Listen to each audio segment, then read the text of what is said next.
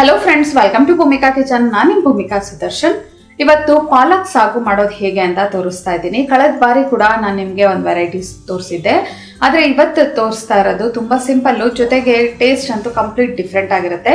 ಬನ್ನಿ ಮಾಡೋದು ಹೇಗೆ ಅಂತ ನೋಡ್ಕೊಳ್ಳೋಣ. ಪಾಲಕ್ ಸಾಗು ಮಾಡೋದಕ್ಕೆ ಮೊದಲು ರುಬ್ಬಿಟ್ಕೊಂಬಿಡೋಣ ಒಂದು ಮಸಾಲೆನ.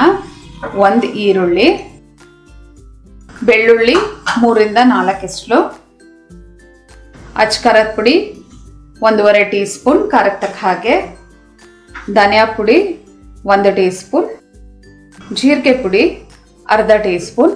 ಇದಕ್ಕೆ ಸ್ವಲ್ಪ ನೀರು ಹಾಕೊಂಡು ನುಣ್ಣದಾಗಿ ರುಬ್ಬಬೇಕು. 1/4 ಕಪ್ ನೀರು ಹಾಕೊಂಡು ನುಣ್ಣದಾಗಿ ರುಬ್ಕೊಂಡಿದ್ದೀನಿ. ಇವಾಗ ಇದನ್ನು ಪಕ್ಕ ಎತ್ತಿಟ್ಕೊಳ್ಳೋಣ. ಸ್ಟವ್ ಆನ್ ಮಾಡಿಕೊಂಡು ಬಾಣಲೆ ಒಳಗಡೆ 3 ಟೇಬಲ್ ಸ್ಪೂನ್ ಎಣ್ಣೆ ಹಾಕಿದ್ದೀನಿ. ಎಣ್ಣೆ ಒಂಚೂರು ಬಿಸಿ ಆಗ್ತಿದೆ. ಹಾಗೆ ಸಾಸಿವೆ 1 ಟೀ ಸ್ಪೂನ್, ಜೀರಿಗೆ 1 ಟೀ ಸ್ಪೂನ್, ಉದ್ದಿನಬೇಳೆ ಕಡಲೆಬೇಳೆ 1 ಟೀ ಸ್ಪೂನ್ ಎಲ್ಲ ಚೆನ್ನಾಗಿ ಫ್ರೈ ಆಗಲಿ. ಫ್ರೈ ಆಗ್ತಿದ್ದಂಗೆ 3 ರಿಂದ 4 ಎಸ್ಳು ಬೆಳ್ಳುಳ್ಳಿ ಸಣ್ಣದಾಗಿ ಕಟ್ ಮಾಡ್ಕೊಂಡಿರೋವಂಥದ್ದು, ಜೊತೆಯಲ್ಲೇ 1 ಈರುಳ್ಳಿ, ಚಿಕ್ಕ ಸೈಜ್ 1 ಈರುಳ್ಳಿ ಬೆಳ್ಳುಳ್ಳಿ ಚೆನ್ನಾಗಿ ಸಾಫ್ಟಾಗಿ ಫ್ರೈ ಆಗಲಿ. ಈರುಳ್ಳಿ ಒಂದು ಸ್ವಲ್ಪ ಸಾಫ್ಟ್ ಆಗ್ತಿದೆ. ಹಾಗೆ ದಪ್ಪ ಸೈಜ್ 1 ಟೊಮೆಟೊ ಸಣ್ಣದಾಗಿ ಕಟ್ ಮಾಡ್ಕೋಬೇಕು. ಟೊಮೆಟೊ ಕೂಡ ಚೆನ್ನಾಗಿ ಮಿಕ್ಸ್ ಮಾಡ್ಕೊಳ್ತೀನಿ. ಟೊಮೆಟೊ 1 ನಿಮಿಷ ಫ್ರೈ ಆಗ್ತಿದೆ. ಹಾಗೆ ರುಚಿಗೆ ತಕ್ಕಷ್ಟು ಉಪ್ಪು, ಜೊತೆಯಲ್ಲೇ 1/4 ಟೀ ಸ್ಪೂನು ಅರಿಶಿನ ಎರಡು ಹಾಕಿ ಒಂದ್ಸಲ ಎಲ್ಲ ಚೆನ್ನಾಗಿ ಮಿಕ್ಸ್ ಮಾಡಿ ಟೊಮೆಟೊ ಸಾಫ್ಟ್ ಆಗೋವರೆಗೂ ಬೇಯಿಸ್ಕೊಳ್ಳೋಣ. 1-2 ನಿಮಿಷ ಬೇಯಿಸಿದ್ರೆ ಚೆನ್ನಾಗಿ ಸಾಫ್ಟ್ ಆಗುತ್ತೆ. ಟೊಮೆಟೊ ಹಿಂಗೆ ಪ್ರೆಸ್ ಮಾಡಿದ್ರೇ ಗೊತ್ತಾಗ್ತಾ ಇದೆ ಲೈಟಾಗಿ ಸಾಫ್ಟಾಗಿ ಚೆನ್ನಾಗಿ ಆಗಿದೆ. ಇವಾಗ ರುಬ್ಬಿರೋವಂಥ ಮಿಶ್ರಣನ ಹಾಕೊಳ್ತೀನಿ. ಇದಕ್ಕೆ ಇನ್ನೊಂದು ಸ್ವಲ್ಪ ನೀರು ಹಾಕ್ಕೊಂಡು ಉಳಿದಿರೋವಂಥ ಮಿಶ್ರಣ ಹಾಕ್ಕೊಳ್ತೀನಿ.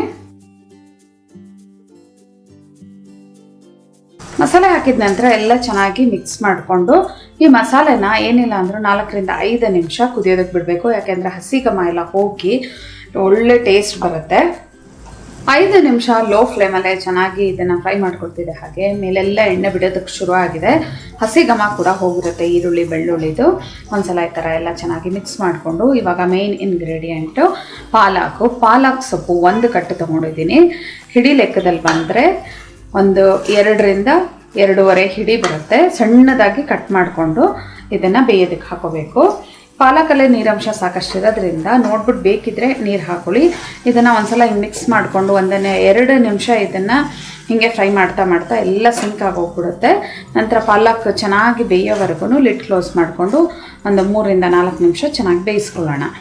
ಮಿಕ್ಸ್ ಮಾಡ್ಕೊಳ್ತಿದ್ದ ಹಾಗೆ ನೋಡಿ ಪಾಲಕ್ಕು ಎಷ್ಟಿದೆ ಎಷ್ಟಾಗೋಯ್ತು. ಇವಾಗ ಜಸ್ಟ್ 1-2 ಟೇಬಲ್ ಸ್ಪೂನ್ ಈ ಥರ ನೀರನ್ನ ಚಿಮ್ಕಿಸ್ತೀನಿ. ಎಲ್ಲ ಒಂದ್ಸಲ ಚೆನ್ನಾಗಿ ಮಿಕ್ಸ್ ಮಾಡಿಕೊಂಡು ಲೋ ಫ್ಲೇಮ್ ಮಾಡಿ ಲಿಡ್ ಕ್ಲೋಸ್ ಮಾಡಿ ಬೇಯಿಸ್ಕೊಳ್ತೀನಿ. 3 ರಿಂದ 4 ನಿಮಿಷ ಬೇಯಿಸ್ಕೊಳ್ಳೋಣ. ಮೀಡಿಯಮ್ ಟು ಲೋ ಫ್ಲೇಮಲ್ಲೇ 4 ರಿಂದ 5 ನಿಮಿಷ ಬೇಯಿಸ್ಕೊಂಡಿದ್ದೀನಿ. ಪಾಲಕ್ ಅಂತೂ ತುಂಬ ಚೆನ್ನಾಗಿ ಬೆಂದಿದೆ ನೋಡಿ. ಅದರಲ್ಲಿರೋವಂಥ ನೀರಂಶನ ಬಿಟ್ಟು ಎಷ್ಟು ತೆಳುವಾಗಿದೆ ಅಂತ ಒಂದು ಸಾಗು ಕನ್ಸಿಸ್ಟೆನ್ಸಿಗೆ ಬಂದಿದೆ ನೋಡಿ. ಇನ್ನೊಂದು 2 ಕುದಿ ಮೀಡಿಯಮ್ ಟು ಹೈ ಫ್ಲೇಮಲ್ಲಿ ಕುದಿಸ್ಕೊಂಡು ಸ್ಟವ್ ಆಫ್ ಮಾಡ್ತೀನಿ. ಸ್ಟವ್ ಆಫ್ ಮಾಡ್ತಾ ಇದ್ದೀನಿ. ಉಪ್ಪು ಮಾತ್ರ ಪಾಲಕ್ಗೆ ಹಾಕಬೇಕಾದ್ರೆ ಸ್ವಲ್ಪ ಕಮ್ಮಿನೇ ಹಾಕೊಳ್ಳಿ. ಬೇಕಿದ್ರೆ ಆಮೇಲೆ ಹಾಕ್ಕೊಂಡು ಅಡ್ಜಸ್ಟ್ ಮಾಡ್ಕೋಬೋದು. ಪಾಲಕಲ್ಲೂ ಉಪ್ಪಂಶ ಇರುತ್ತೆ, ಅದಕ್ಕೋಸ್ಕರ ಸರ್ವ್ ಮಾಡ್ಕೊಳ್ಳೋಣ ಒಂದು ಬೌಲ್ಗೆ. ಬಿಸಿ ಬಿಸಿ ಪಾಲಕ್ ಸಾಗು ರೆಡಿ ಆಯಿತು. ಇದಂತೂ ಚಪಾತಿ, ರೊಟ್ಟಿ, ದೋಸೆ ಎಲ್ಲದಕ್ಕೂ ಒಳ್ಳೆ ಕಾಂಬಿನೇಷನ್. ನೀವು ಕೂಡ ಈ ಸಿಂಪಲ್ ಆಗಿರೋವಂಥ ಪಾಲಕ್ ಸಾಗುನ ಒಂದ್ಸಲ ಟ್ರೈ ಮಾಡಿ ಹೇಗಿದೆ ಅಂತ ಕಮೆಂಟ್ ಬಾಕ್ಸಲ್ಲಿ ತಿಳಿಸಿ. ಇವತ್ತಿನ ಈ ಸಿಂಪಲ್ ರೆಸಿಪಿ ನಿಮ್ಗೆ ಇಷ್ಟ ಆದರೆ ಲೈಕ್ ಮಾಡಿ, ಶೇರ್ ಮಾಡಿ. ಯಾರೆಲ್ಲ ಇನ್ನೂ ಭೂಮಿಕಾ ಕಿಚನ್ಗೆ ಸಬ್ಸ್ಕ್ರೈಬ್ ಆಗಿಲ್ಲ ದಯವಿಟ್ಟು ಸಬ್ಸ್ಕ್ರೈಬ್ ಆಗಿ. Thanks for watching.